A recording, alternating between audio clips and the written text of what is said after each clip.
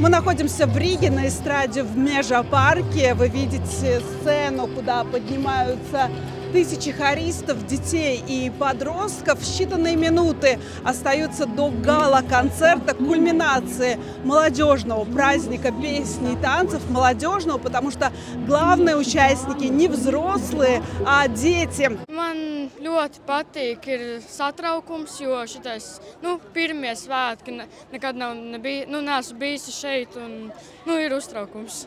Viņi ir baigi forši. Man baigi patīk. Kas tieši tev patīk? Ka visi dzied.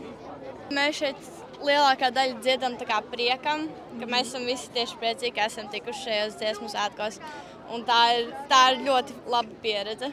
Tā atmosfēra ir ļoti stipra un piepilda varbūt tās emocijas, ko nevar dabūt nekur citur.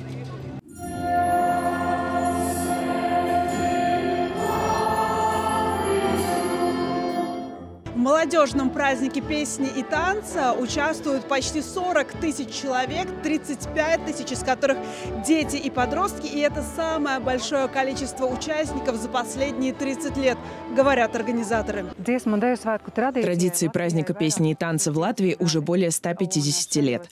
И за эти 1,5 столетия эта традиция, наверное, стала такой необходимостью. Рано или поздно вы с ней встретитесь и каким-то образом к ней прикоснетесь, либо как школьник, либо как взрослый, либо как зритель или слушатель.